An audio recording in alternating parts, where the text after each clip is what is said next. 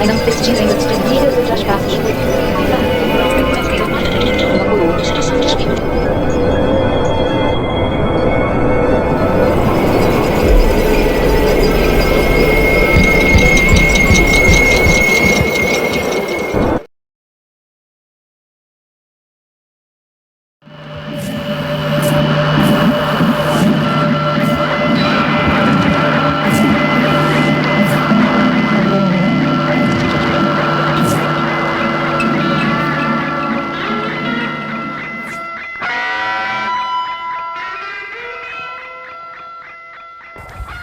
Once upon a time, in a tropical island far away, there lived a strange woman.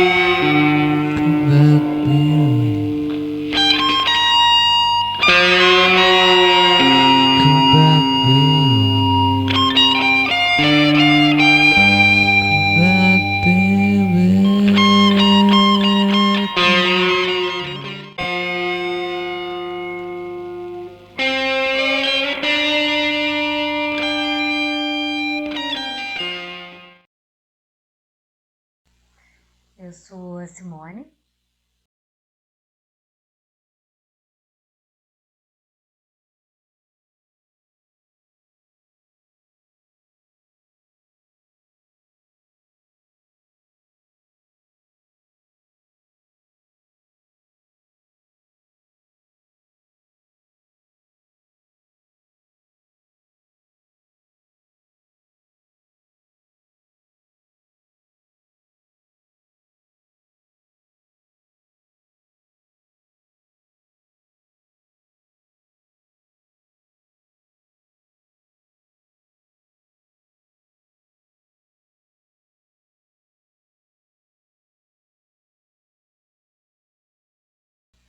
Vim contar um pouquinho para vocês como é que foi esse processo do creme de alface. Quero dar os parabéns para o edital Cultura Presente nas Redes.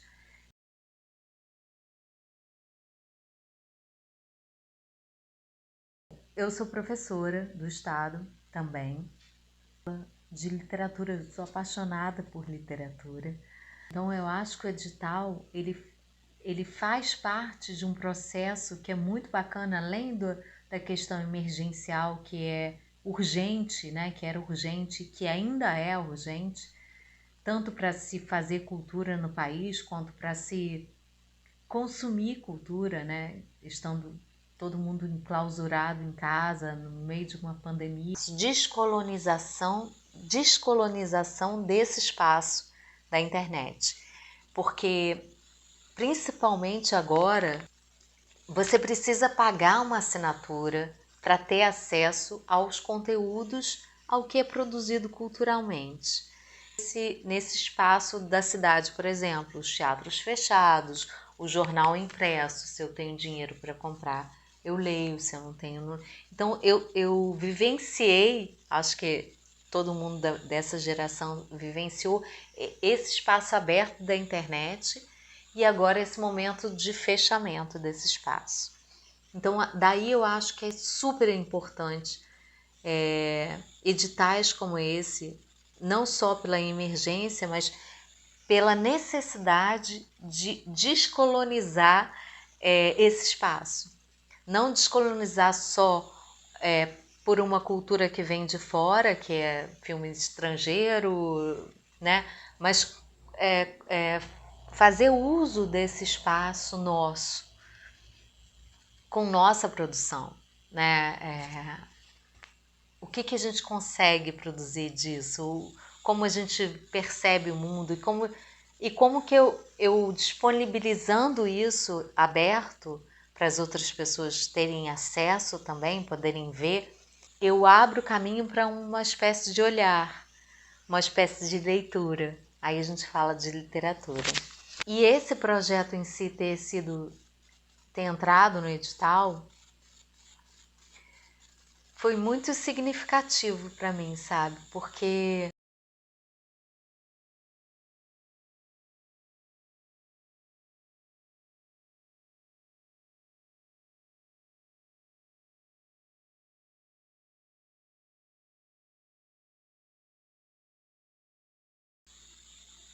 ele é um texto que foi escrito em 1975, o ano que eu nasci. Mas não é por causa disso não, é que o texto foi escrito em 1975, ele foi editado em 96 ou 98, acho que foi 96. E ele chega às minhas mãos nessa época. Mas nesse momento que chegou, ele me arrebatou. Enquanto o texto, eu falei, nossa, o que é essa mulher? Tem que montar isso para teatro. Aí eu conversei com o Joaquim Vicente, que foi quem me deu a ideia de escrever esse projeto. E eu tinha vontade de montar esse texto para teatro de qualquer jeito. Mas aí a vontade começou a ficar automatizada, sabe? Toda vez que eu encontrava o Joaquim, eu olhava para ele e falava, a gente tem que montar aquele projeto. Depois de muitos anos eu fui ler esse texto com o Joaquim. E me deu assim um nervosinho, sabe? Eu falei, nossa, que texto forte, né? Passou também. Mas quando eu li agora de novo, eu fiquei pensando assim, é violento demais, sabe? Por que eu quero montar esse texto? E aí eu entrei em contato, tive que entrar em contato com essa Simone de 1998, que tinha sonhos mil, e com essa frustração dessa Simone de hoje, entrar em contato com esse meu olhar de 20 anos atrás. O que eu, Simone, queria... O que eu, Simone, enxergava naquele texto há 20 anos atrás, sabe? Antes da pandemia, em 2015, eu tive um AVC, sofri um acidente vascular, fiquei um mês no hospital, prejudiquei a fala, a visão. Fez com que minha mente mudasse um pouco e quisesse escolher um lugar mais tranquilo para eu morar, para eu viver, que não fosse as grandes cidades. Que o AVC para mim foi como se fosse uma pandemia para todo mundo. Foi como se fosse uma parada. Então eu estava vivendo um turbilhão de trabalho, de ter que trabalhar, de dar conta do recado financeiramente para pagar aluguel, para pagar a prestação do apartamento. E ter olhado para esse texto nesse momento de pandemia me fez ter certeza de que essa vontade de mudança já estava ali quando eu achei nesse texto alguma verdade.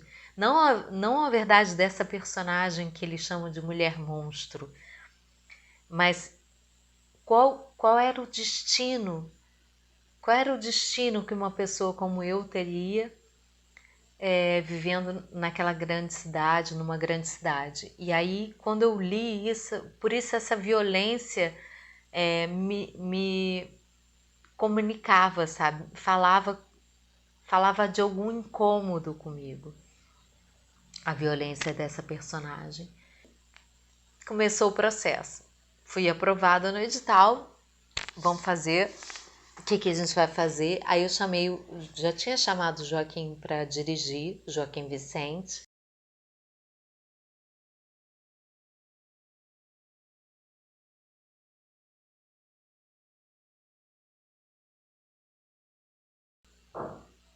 Será que eu quero fazer o olhar do escritor Caio?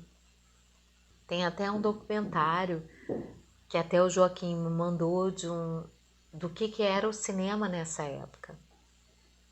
O cinema como um lugar onde os gays se encontravam e podiam se reconhecer. Era um pouquinho disso que o Caio estava falando. Na hora que ele fala, não, na hora que ele coloca essa mulher naquela situação de gozo com um outro cara do lado. Mas eu não quis dar ênfase, até porque não é esse o meu viés, o meu caminho de o que me toma como leitora do texto, né? O Joaquim falou isso para mim, que eu já tinha muitas ideias, muito o que falar. Então, que era importante que eu aproveitasse isso, o que aquele texto falava para mim. E aí ele me deu essa carta branca, então, Simone, vai fazer o que você acha e tal, eu tô aqui. E aí eu tentei buscar por essa expressão máxima do que estava vivo em mim, digamos assim. Essa brincadeira disso, de gravar vários textos do que aquela leitura, aquele texto me trazia de imagem. Eu chamo de brincadeira, mas não tem nada de infantil nisso. Eu acho que é um jogo de linguagem. Quando a gente faz uma brincadeira que é propor uma forma de linguagem. E como eu tinha essa dificuldade de decorar o texto, eu comecei a filmar as imagens, o que me saltava aos olhos, de o que eu conseguia ver que era possível dentro do meu isolamento, né? E o mais interessante é que o texto é como se fosse o oposto do resultado da pandemia, que você está completamente isolada, que eu fiquei completamente isolada. Ele é o oposto, ele fala de muita gente, de cidade, gente que se esbarra. Então esse momento também foi um momento muito forte para mim, de retornar e de reolhar para a forma que a gente estava vivendo. E essa indignação, esse mal-estar, na verdade, ele foi esse motor para mim para fazer esse vídeo desse jeito. Eu não sou dessa área de cinema, mas como eu falo, eu sou de uma geração que foi criada nessa tela, sabe? Nas telinhas. Nas telinhas não, na telona da televisão, na tela de TV e na telona do cinema. Então, isso para mim é muito presente enquanto linguagem. Antes fui atriz e sempre fui uma curiosa desse universo. O que eu posso falar da minha geração, eu tô com 46 anos, e é uma geração que foi construída toda em cima da televisão. Então a televisão ela começou a ocupar um espaço muito grande na vida das pessoas, né? Da minha geração principalmente, a ponto de calar um pouco alguns contatos familiares, alguns conflitos até. E a televisão ficou nesse lugar do silenciamento.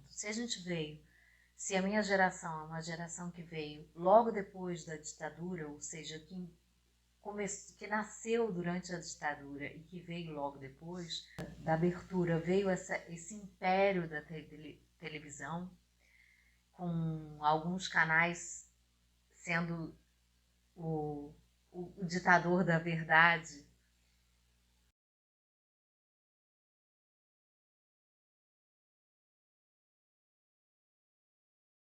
Então a primeira coisa foi fazer esses frames, esses takes que dissessem para mim alguma coisa.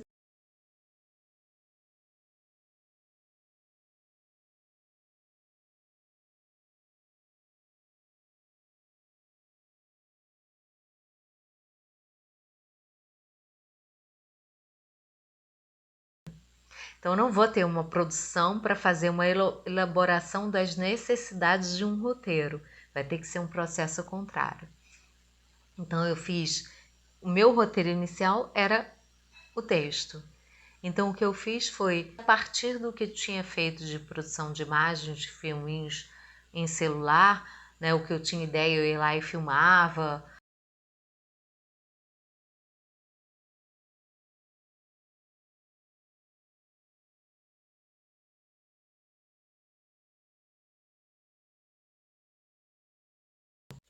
Bom, para falar um pouco sobre a questão dos direitos autorais, né? Então, o que tem nesse vídeo é uma versão só muda, sem o texto. Então, é um vídeo inspirado no conto, mas é sem o texto. Tem um outro vídeo que eu aprontei, que tem o texto em off, enriquecedor poder ver o vídeo com o texto. Aproveitar o texto e falar o que aquele texto falava para mim. E aí ele me deu essa carta branca, então, Simone, vai fazer o que você acha e tal, eu tô aqui. Enquanto isso, eu esbarrei nesse processo do direitos autorais, que ele falou assim, Simone, não adianta a gente fazer um monte de cenas, um monte de coisa, se a gente não tem a liberação dos direitos autorais. De repente você vai ter que fazer um outro vídeo, um outra filme, uma outra coisa, porque você não vai ter a liberação. dos direitos autorais. E aí eu escrevi para Abramos, porque a princípio a gente tinha conseguido, sim. Mas quando eu soube que o edital exigia que você disponibilizasse intermitentemente, né, sem data específica para tirar do ar, a Abramos, que tem os direitos autorais de alguns escritores aqui no Brasil, foi contra. Até entendo a posição, porque como é que eu num edital que pagava muito pouco, R$ 2.500, ia conseguir ainda pagar um valor alto que seria para disponibilizar isso na internet sem prazo específico. Eu acho até que esse é um tipo é uma questão que agora está se tendo.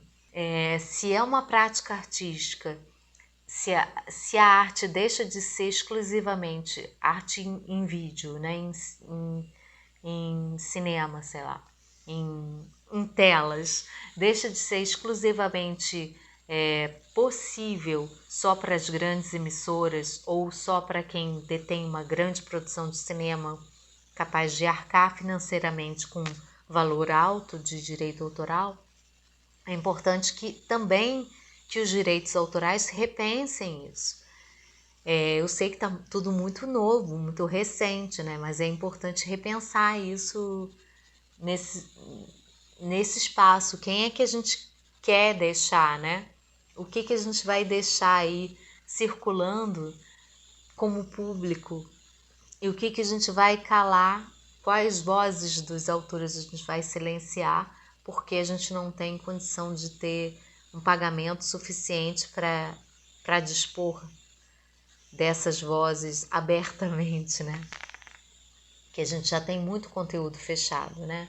Tem muitas emissoras, você tem que pagar para ter acesso a conteúdos. Se você não vê na TV na hora que passa, você não consegue ver mais. Então, acho que é um ganho do edital pensar nisso, mas é um ganho também a gente pensar nos problemas que eu falo assim, os conflitos são para existirem, né? Eles existem para que a gente ache soluções para que isso vire uma possibilidade de expressão. Quais são as obras literárias que conseguem ser editadas? Quais são as obras literárias que conseguem ser editadas e conseguem ser vendidas? Quais são as obras literárias que conseguem ser editadas, vendidas e lidas? Então, assim, e quais são as obras literárias que vão ficar para daqui para frente? Aí entram muitas outras questões que não só a questão da qualidade artística, do tempo que você vive, entra a questão da condição financeira que vai fazer você colocar essa obra em tal suporte, que vai permitir que ele avance para a geração seguinte, a condição de acesso a essa obra. Consigo tirar ele da gaveta e expor ele em público, ele já ganha uma visibilidade. O autor também ganha uma visibilidade com isso. Mas se o autor consegue continuar a mostrar as obras dele, continuar a ser lido nessa geração que vai vir aí dos jovens, então é mais certo que ele continue existindo.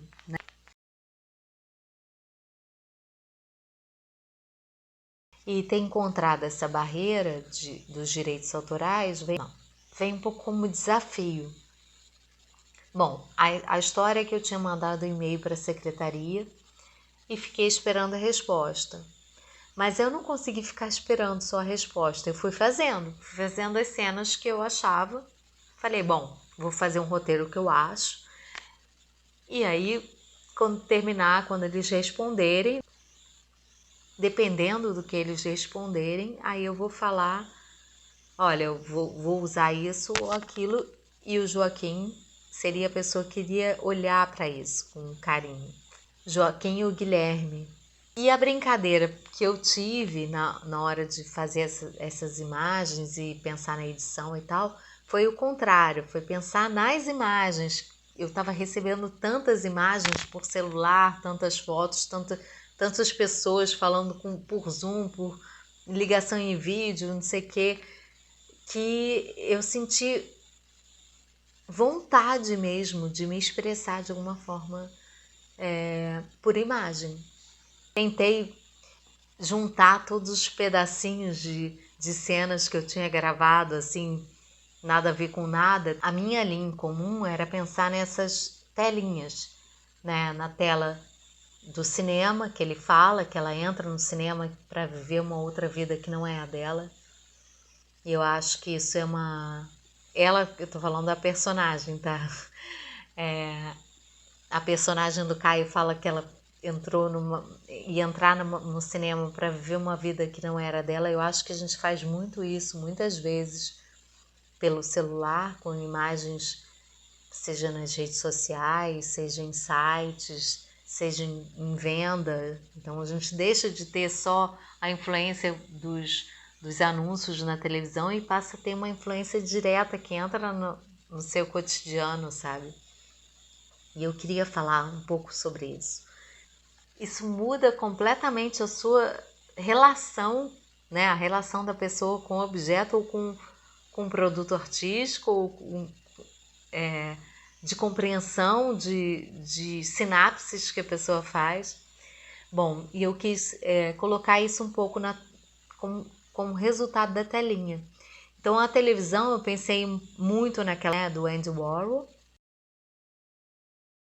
Eu pensei nessa reprodução, nessa produção em série, que eu acho que a obra dele fala um pouco sobre isso. Nessa questão das cores, né? Como que a gente agora que tem uma telinha de celular que é uma tela do Andy Warhol. Uma tela do Andy Warhol. Uma tela do Andy Warhol.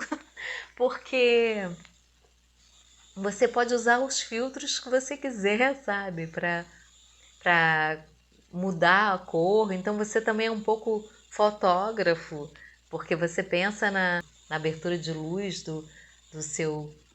da sua imagem, isso na hora de fazer uma simples foto para uma rede social. Então acho que isso tudo muda muito.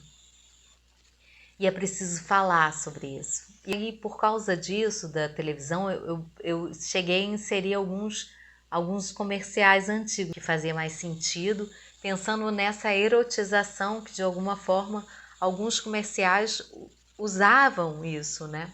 Muita televisão e trouxe algumas músicas que eu achei que tinham a ver, porque o Caio Fernando, de muitos textos dele que eu me lembro, ele começa com um versinho de uma canção, entendeu? E a Angela Roo é uma, a Jenny Joplin é uma, e como essa linguagem faz parte desse cotidiano nosso, como a linguagem musical faz parte da expressão artística do Caio, como a linguagem das telas vai fazer parte, vai marcar presença numa produção de hoje em dia. O que a obra do Caio quer dizer, o que diz, o que fala, de que momento fala. É muito legal ver esse lado esotérico dele. O livro, de onde está tirada essa obra, ele é dividido em cima do Xing. Ele propõe uma divisão quando ele nomeia contos ditos ovelhas negras dele, né? Que são que a gente não vê, ou o que a gente tampa os olhos para ver nela. Essa mulher está presente numa literatura, permite que a gente repense e ressignifique não só os espaços públicos e os meios de transporte. O Caio não fala nada que tem um metrô, que tem um trem, que tem um ônibus lotado. Eu coloquei porque a imagem das ruas me traz isso.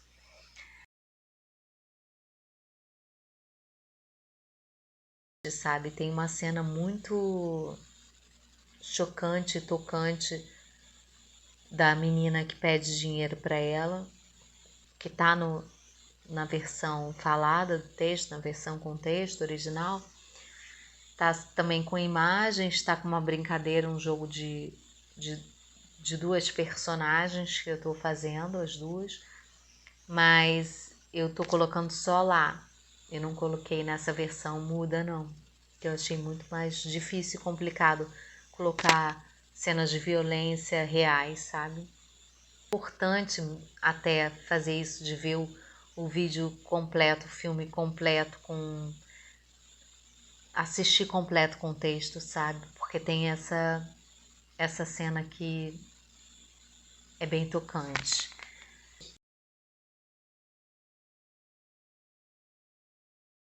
Como é que essa cena se acontecesse somente dentro do cinema?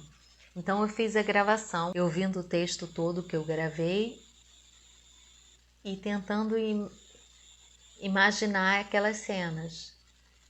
Então é como se fosse um resultado de uma espectadora, de uma leitura. É como se fosse o resultado de uma leitura.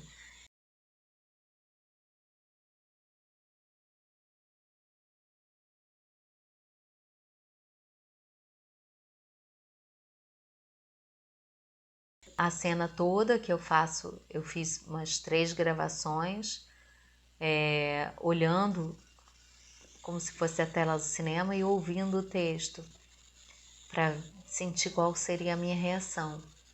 Eu tenho uma compreensão, eu vou criar símbolos e signos que fazem parte da minha memória para ter uma conexão, uma compreensão daquele filme, daquelas imagens.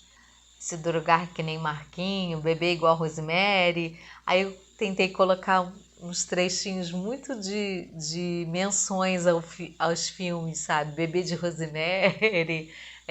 Tentei pegar um filme que fale brasileiro, que fale em drogas. Tentei botar umas brincadeiras assim também. E aí,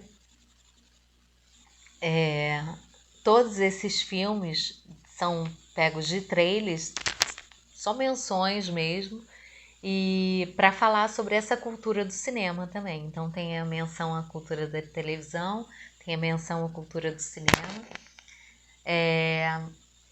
O celular não tem a menção, ele é. A produção toda foi feita no celular.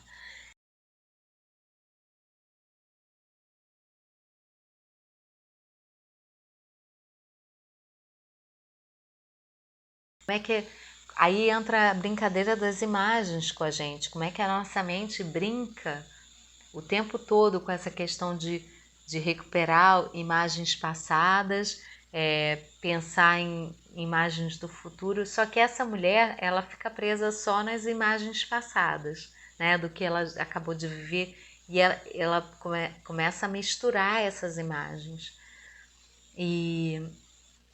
E a tela de cinema, ou seja, ser o outro, né, acaba sendo uma saída, uma solução para ela. Essa questão do prazer também, da descolonização do prazer, né? Como é que ela só sente prazer se for comprar comprar um creme. É naquele momento em que ela está recebendo aquela imagem, que ela tá... Eu fiquei pensando muito sobre isso, sobre como é que se dá essa relação de prazer com essa mulher que só tem esse prazer lá dentro do cinema, com outra vida. Essa visão que eu queria dar um pouco no filme, que não é necessariamente uma visão da questão histórica homossexual, da relação com a verdade, com a realidade que era feita no cinema e tal, nos espaços do cinema, aproximação e tal. Eu queria pensar nessa relação com desejo, ou com sexo, ou com prazer principalmente, né? Como é que nós podemos ter uma relação com a cultura, com o cinema, com as telas, que não seja uma relação somente de prazer terceirizado, digamos assim. Essas possibilidades da internet, o quanto que ela pode permitir que você tenha uma leitura diversa, que você expresse essa leitura de uma forma criativa, que não seja só com a leitura e só com comentários da leitura que você teve. De que forma que isso pode ser criativo também. Agora com a internet a gente tem noção do quanto é possível se massificar, né? Ou se usar a cultura de massas para se propagar uma verdade única. Eu usei todas as cenas que eu fiz, foi só com o celular da Motorola que eu tenho, não é aí nada, é um celular da Motorola, e aí enguiçou no meio do caminho. Eu tô fazendo esse agora porque eu comprei um outro em sei lá quantas vezes, que tem muitas coisas que são necessárias da gente repensar, quando a gente repensa nessa possibilidade de fazer arte também na telinha, que não precisa ser meio de comunicação de massa, que pode ser 2 seguidores, pode ser 100 visualizações, mas de repente pode viralizar, né? Que é o que meu cabelo já secou. E eu espero conseguir disponibilizar esse vídeo com texto para vocês, mas é isso, gente. Obrigada. Eu fico muito feliz. Eu espero mesmo que tenha um momento de troca, que eu já vi que tem muita gente bacana fazendo muita coisa nessa pandemia e de cultura presente nas redes. Acho que precisa ainda de alguns encontros para a gente ver que tem muita gente bacana fazendo isso que eu fiz, que é uma adaptação literária, que a gente possa produzir, falar e se ver sobre isso. Tá bom? Beijo!